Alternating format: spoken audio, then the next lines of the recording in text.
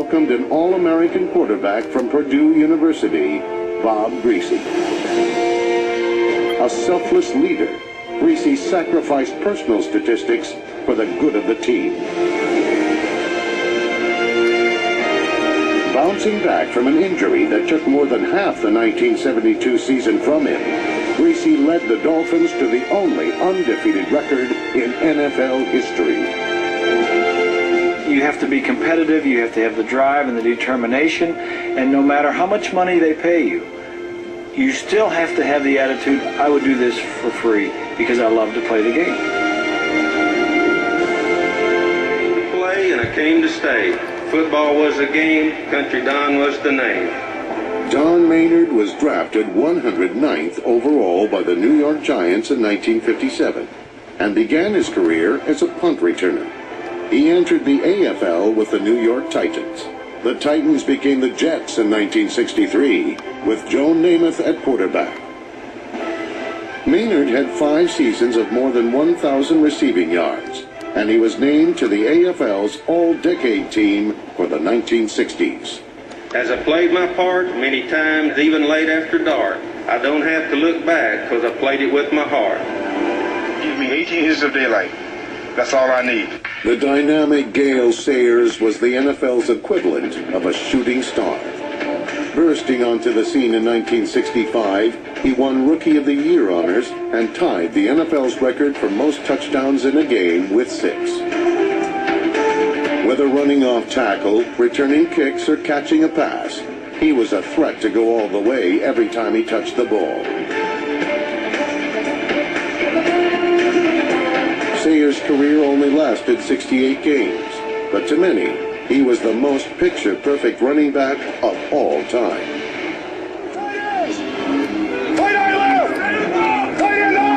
Jack Lambert, without question, was the catalyst. He was the guy that turned us from a very good football team and defensive team to a great defensive team.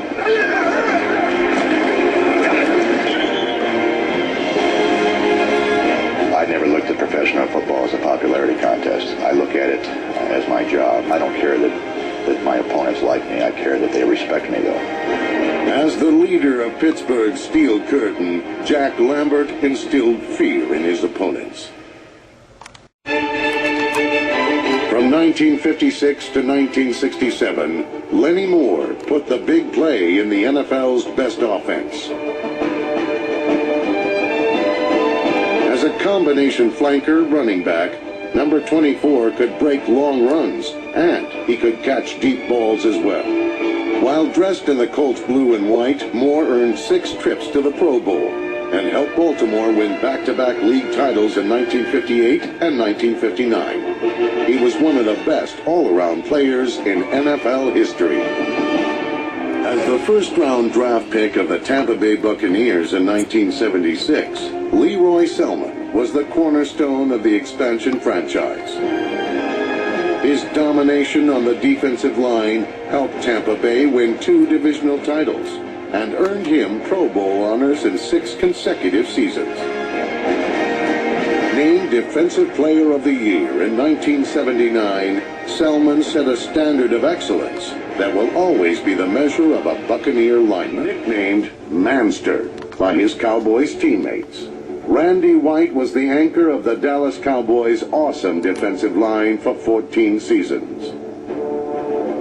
Blessed with quickness, balance, toughness, and intelligence, White was a complete tackle.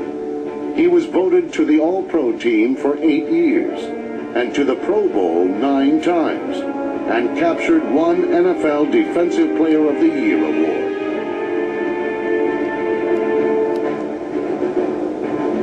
To cap off the 1977 season, White was selected as co-MVP in the Cowboys' 27-10 victory over the Denver Broncos in Super Bowl 12.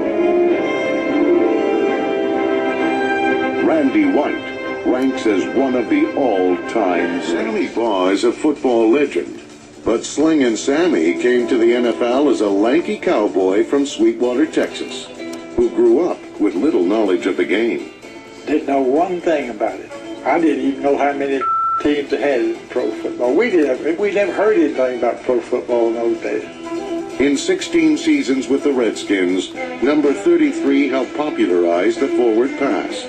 He revolutionized the sport by proving the passing game could win a championship. The 6-time NFL passing leader guided his teams to 5 divisional and 2 NFL titles. Steve Largent was drafted 117th overall by the Houston Oilers in 1976, and then traded to the Seattle Seahawks. He played 14 NFL seasons and retired as the league's career leader in receptions, yards, and touchdowns.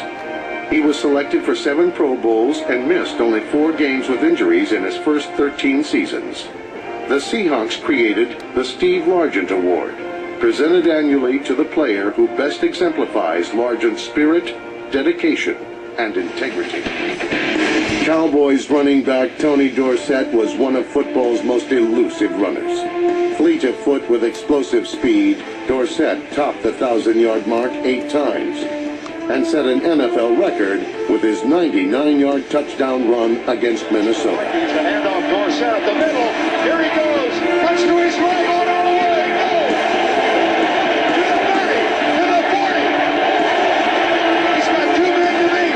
To the 40, to the 30, to the 20, to the 10, to 5. Touchdown! Tony Dorsett is in the record book. Walter Payton spoke few words, but embodied many. Elusive.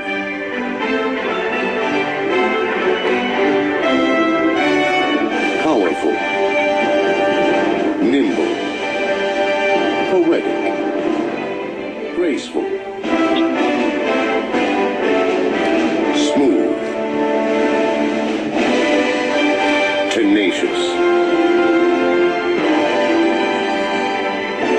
And above all, sweetness.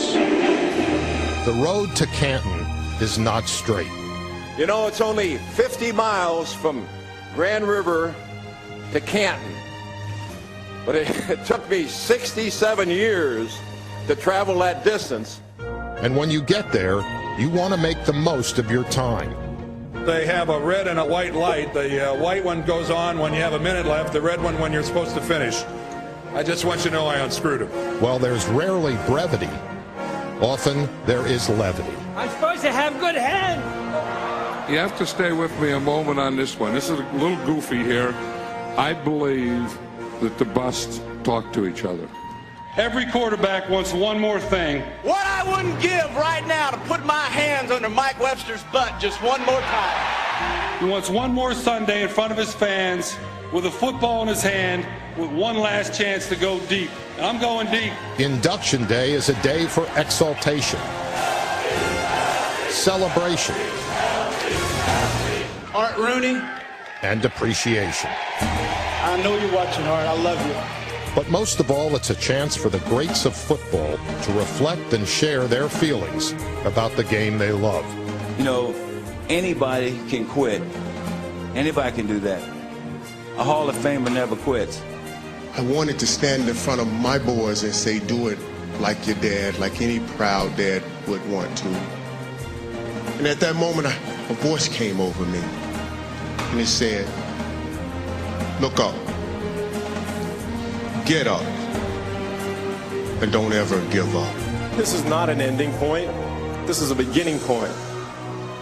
This is the beginning of the rest of my life, post-career, with a new team. And take a look at these guys. What a team it is.